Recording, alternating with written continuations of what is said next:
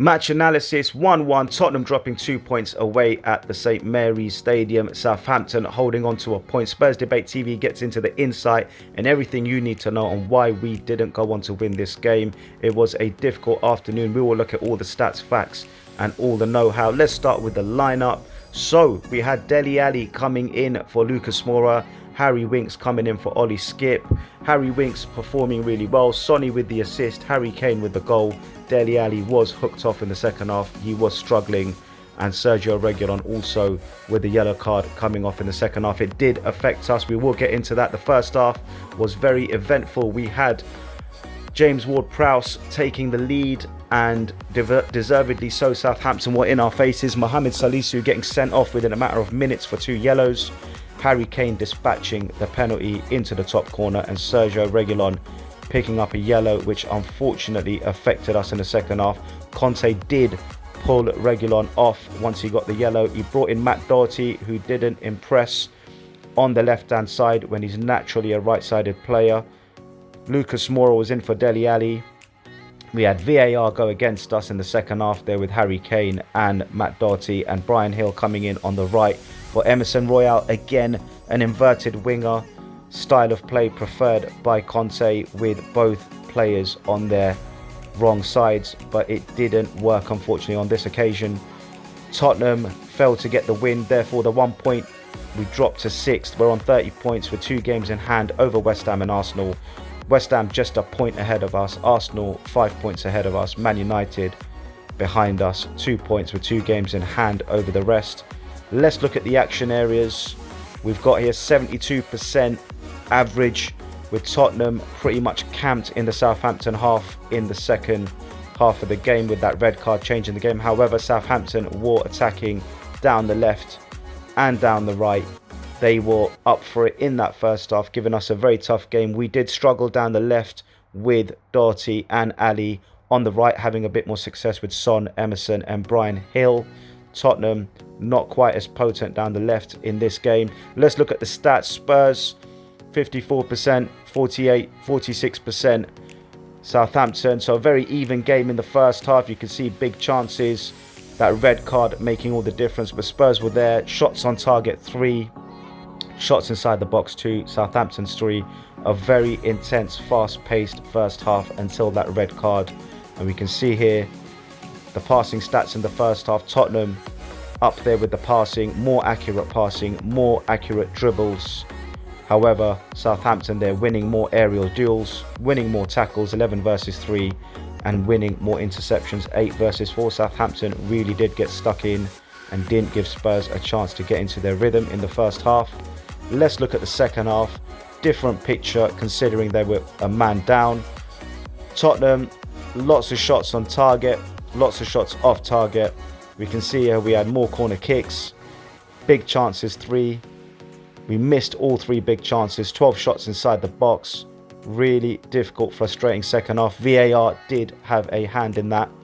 Tottenham passing better in the second half. Long balls, crosses, aerials won Tottenham. We were pretty much the dominant force in the second half. However, Southampton having 22 clearances and 2 interceptions, stopping Spurs from taking all 3 points. We can see here from the action, first half very even, second half all Spurs, all blue. Those 3 big chances coming at regular intervals, and we really should have put one of those 3 away. We will look at VAR, we will look at all the goals, and we will look at why Spurs didn't go on to win this game. Some of it was self-inflicted, some of it was out of our hands. Let's start with that first half and that first goal from James Ward-Prowse. The ball comes in as a cross here, coming in.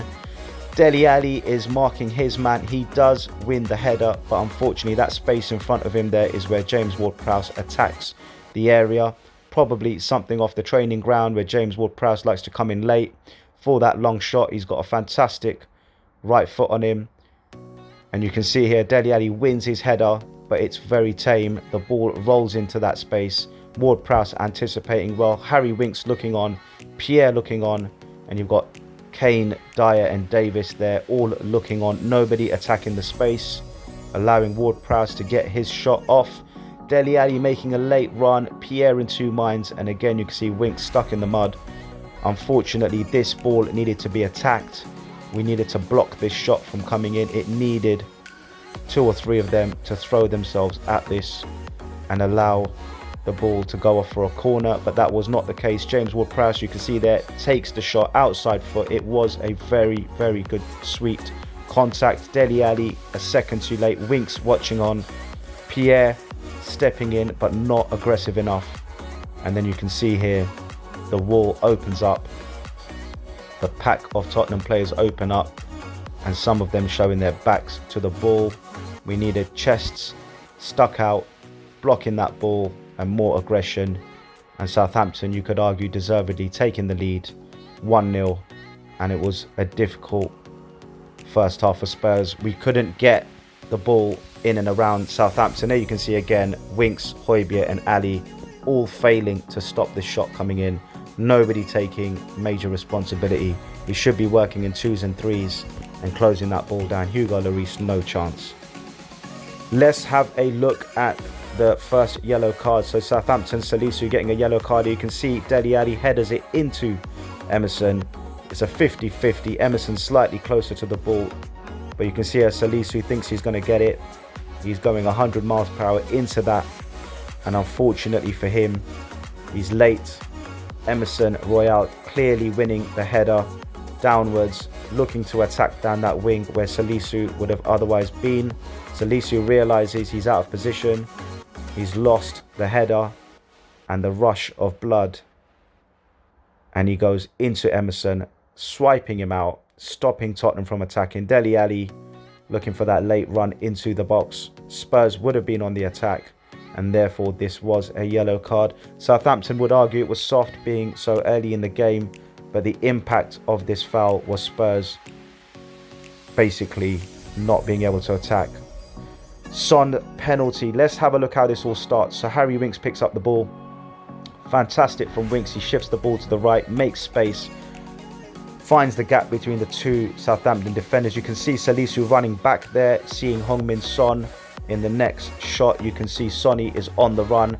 Salisu trying to play catch up. He's quick, and he does eventually go on to foul Son. But you can see this is all about Winks' space and awareness, and the through ball is fantastic, perfectly weighted, and this does eventually lead to a penalty. Winks with that through slide ball. Now you can see Emerson dragging his defender out, leaving that gap. Salisu's out of position again, and he's got a choice now to either catch Son and let him have that shot, or catch Son and foul him. Sonny onside, clearly making that run, doing what he does best, and Heung-min Son winning us a penalty and a red card here, because Salisu again, rush of blood, takes out Heung-min Son. Clear penalty. Referee has a great view. Dele Alli running in for a tap in, making that late attacking run.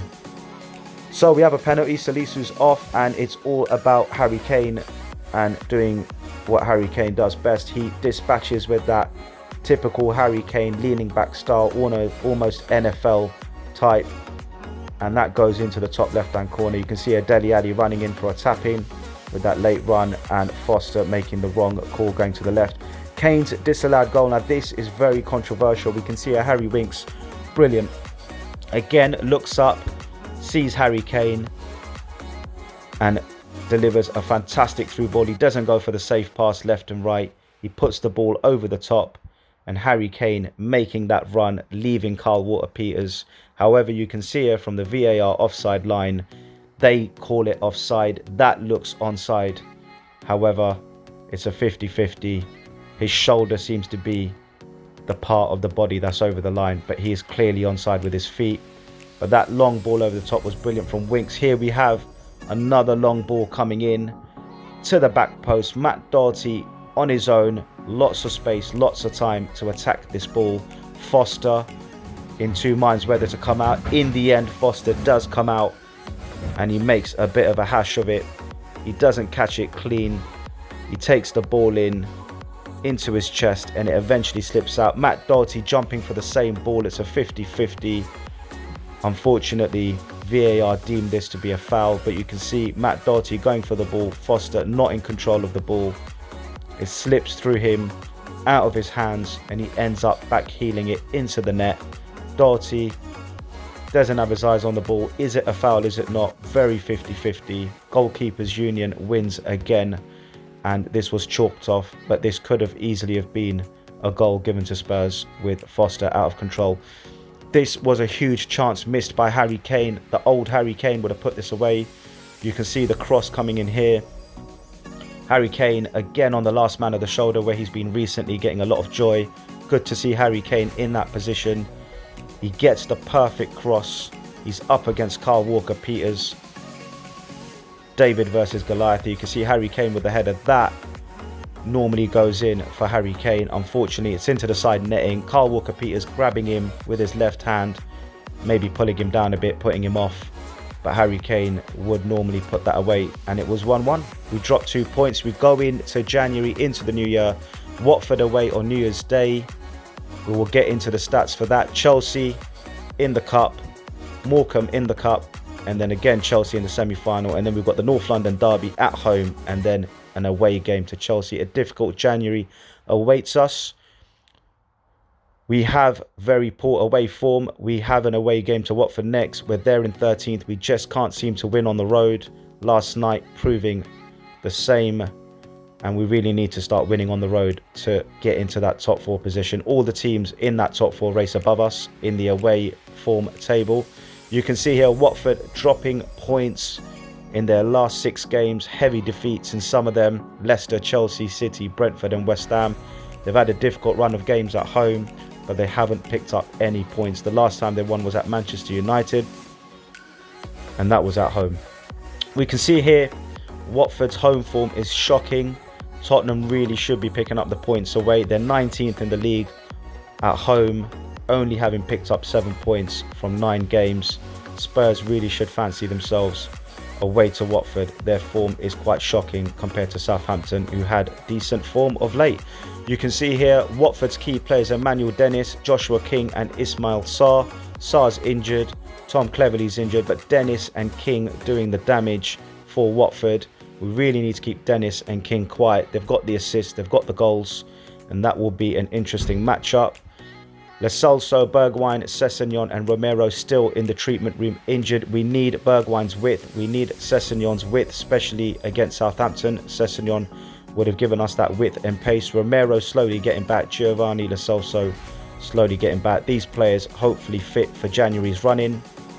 Match analysis, Spurs Debate TV 1-1. Let me know your thoughts on those VAR decisions, that Kane goal, that Matt Doherty own goal by Foster, and what you think of Conte's decisions to play inverted wingers with Brian Hill and Matt Doherty. See you after Watford. Come on, you Spurs.